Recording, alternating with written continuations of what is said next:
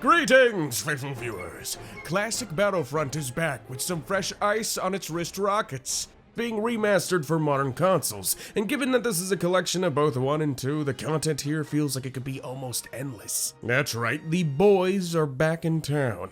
It's kinda hard for me to say, oh wow, Battlefront is back, when really I haven't stopped playing these games since their release, especially Battlefront 2. It's been almost 20 straight years of going full rabid womp on some rebel scum, picking off stormtroopers as Han, Mace Windu's badass ground pound, landing just outside the hangar to explore outer space, and of course, trying to reenact iconic duels with your buddies, like Anakin vs. Obi-Wan on Mustafar. I can still hear their screams whenever locking them in that cheap-ass force choke.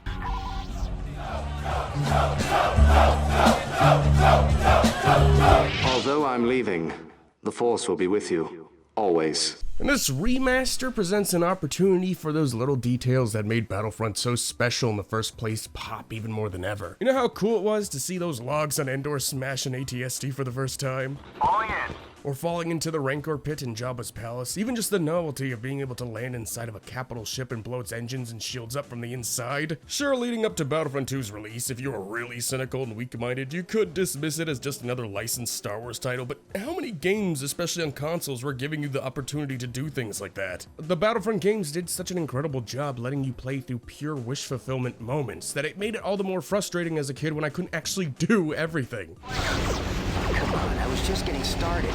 I'm pretty sure we all played Han Solo and Endor and put those detonator charges on the shield generator wanting to actually blow it up like the movie.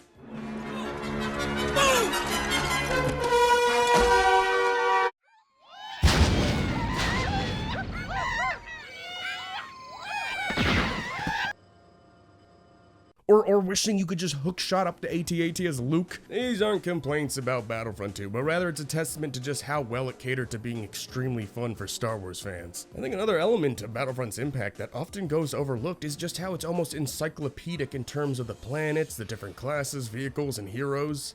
Sure, you could just say it's merch, but I really do think this game played a tremendous hand in making a generation of players attached to Star Wars in a way that would have never happened had they just watched the films. Especially with the prequel era. There's a whole generation of kids who grew up knowing who Ki-Adi-Mundi and Aayla Secura's names were because of this game. There's a reason I can just name drop and act claim most of you will know what the heck I'm talking about. I've been playing Battlefront 2 specifically for so long now, starting with the PS2, then the PSP, original Xbox, PC, and now finally PS5.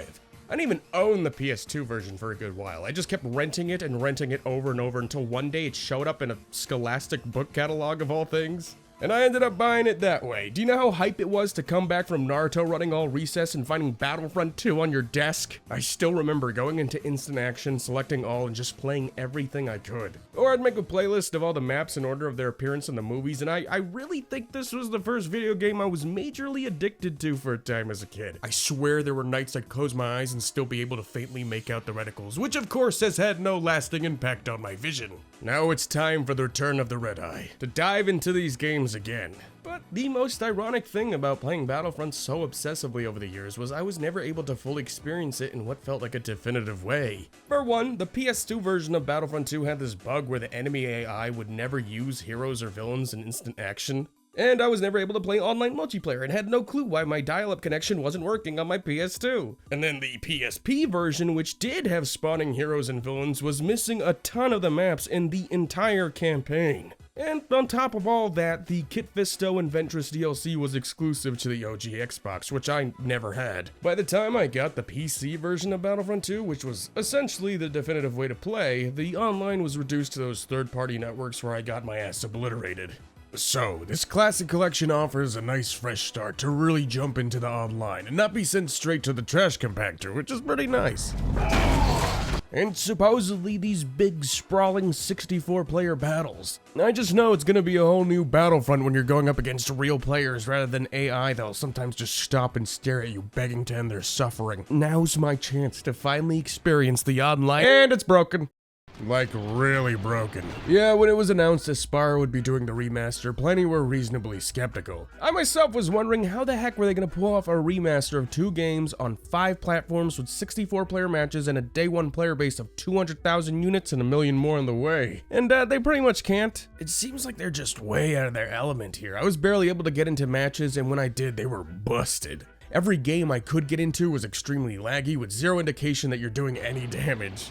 Pretty much the major component, the big draw of this remaster for me and many others was getting to experience the online multiplayer of Battlefront for the first time, and it's beyond a mess. Aspyr can be very hit or miss, and they tend to do okay when it comes to smaller scale projects, you know, like remastering Star Wars Racer for Switch. Not, you know, large scale online multiplayer remasters of two really big games. But thankfully, the Battlefront games have a near infinite amount of replay value, even single-player wise, and this collection is good enough in that department, despite some major hiccups. On PC, though, you're probably better off sticking with the OG, because there really isn't that much here to justify what's currently a downgrade with what many speculated are AI upscaled textures. Hopefully, some updates can iron out the rough edges, but given Aspyr's track record with promising updates and failing to deliver, this might end up being a case of a remaster that's simply for the sake of modern console convenience. So for the most part, I've been sticking to just single player, instant action, the campaign, Galactic Conquest, the works. Getting to re-experience that part of Battlefront was pretty fun, but it seems like they also kind of botched the controls. Your basic functions are fine and feel good enough. It's the aim assist that feels so nasty. It's super aggressive and erratic, and as someone who's played Battlefront on consoles for decades, this feels like they took the PC version and added bare bones controller support and didn't really fine tune it whatsoever. I was able to adjust to it, but it never really felt anywhere near as comfortable as the original console ports. So many times the aim would sporadically start drifting to the left. I could feel like this tractor beam of aim assist pull me toward an enemy that was out of my line of sight or more behind me. There's also some really weird glaring bugs, like not being able to roll out as a droideka. But that's like their whole thing. Where are those droidicas? I could only switch seats on the gunships once and basically got held hostage by the AI, and some of the hit detection and inputs seemed to be randomly unresponsive. Oh yeah, you can tell they made this a really faithful remaster because they also decided to throw in the bug where the enemy AI never uses heroes or villains. We're back here again. Looks like the PSP version got you beat, baby. The campaign, which should have been a home run, is missing the closing cutscenes to each level. Like, how do you mess that up? Meaning you don't get the chilling Tamara Morrison monologues everyone jizz bands their pants over. Also, the FMVs are just so butt ugly. It's like they upscaled everything as a blanket fix with no regard for how awful and compressed these would look. I get it with the campaign cutscenes, like there probably wasn't much they could do, but like the main menu, those are just clips from the films. You can redo that shit in iMovie. And it's even weirder because for the movie clips used in the actual campaign, they did seem to replace them with HD snippets, but for some reason they're super choppy and play back at like 10 frames per second. Why would you even do that? Also, I thought I was going crazy, but I found the timing of doing the 3-phase lightsaber swings was really off. Many times it would register my inputs and I'd only do a single or double swing. For context though, this was not at all something that took any sort of effort in the original game. You just press attack 3 times. It was impossible to mess up. So I went back to the PS2 and Xbox version to see if I was losing it, and no, in those games it's buttery smooth. Here on PS5, I am slamming the triggers and it's very inconsistent. I think maybe it has something to do with the new frame rate changing the timing, I don't know. Okay, there was a big Day 2 update, hopefully to fix a few of those issues with the online, and it breaks your original save file. Thank you. But after that, I was able to finally start playing, But after that, I was able to finally start playing some relatively smooth matches in multiplayer, and oh my god, it's actually happening. It's working! It's working! Yeah, kinda. It's still pretty messy, but at least now I was able to actually get into some games and start playing. There's still a great deal of weird lag and the hit detection is terrible, and I'm sorry, they really gotta add at least a tiny bit of aim assist here on consoles to compensate. When you're landing direct hits and no damage is being dealt, it'd be nice to at least have some tracking, especially for a class-based game like this. It's made things like playing the sharpshooter feel way less viable because there's no consistency. Meaning you can't really practice and get better until they actually figure out how to make the online function properly. But when it did work, those tiny glimmers of hope, I was having fun. Finally getting to experience a major part of some of my favorite games of all time and not having to go up against no-lifers, fully diving into the chaos of conquest. It felt so uniquely rewarding to get to play as a hero mid-match, something I've done against bots for decades of my life, and go up against real nerf herders in your area and feel like a force to be reckoned with. When it worked, it was fun.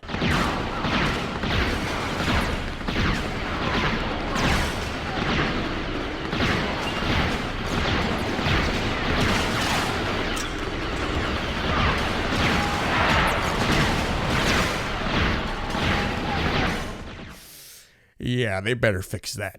Online space battles were also incredible. It was surreal to finally encounter the threat of a boarding party trying to blow up your ship from the inside. Getting into dogfights with real players and using those advanced maneuvers, this mode thankfully functioned way better than the ground assault. Aside from those pretty major issues with online, there was still plenty of here beyond that to keep me happy. Like, finally I can play as Shirtless Kit Fisto and Ventress, and the Renvar maps in Battlefront 2. When I was a kid, this was something I could only ever dream of. And you know, I can spend over 1,000 generations gushing about Battlefront 2, but make no mistake, Battlefront 1 also deserves some of the spotlight.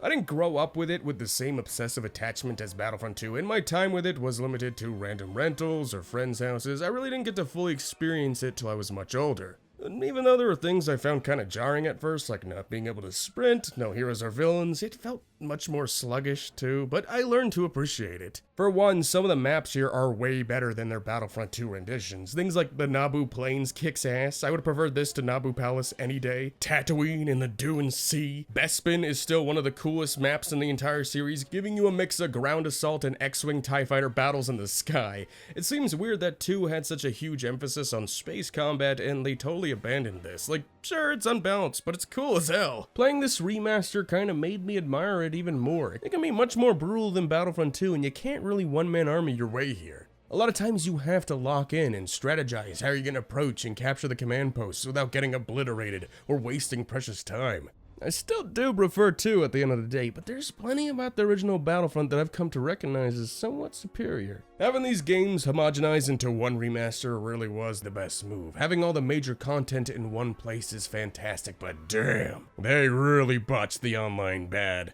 I can enjoy it on the basis of a single-player game well enough, but sheesh, them Steam reviews aren't as forgiving as I am. I can see certain glitches and bugs getting ironed out, but I don't know. I'm not too optimistic we'll ever see this online work flawlessly. Which sucks because it felt like a good opportunity to return to a multiplayer game that I could just dive into again without obnoxious triple XP UI vomit or boof crates. In a world where this online multiplayer is actually stable, you'd ideally keep playing it because it's fun, not because they're adding in a Jackson T. Tumperaki or Grogra the Gorgmonger. You know, you don't need none of that. Would I play it? Sure. But as it stands, the scale of content matched with the simplicity of just jumping in, capturing them command posts makes these classic games classic. I'm glad they got hit with a dose of juicy Bacta to bring it to the masses. They just need to put in a lot more work to really get it to a good place. Maybe Aspire needs to dial it back a ton. Their next remaster needs to be something without online multiplayer, because they clearly do not have the infrastructure for stuff like that. You know, like maybe we'll see the Rogue Squadron trilogy again one day.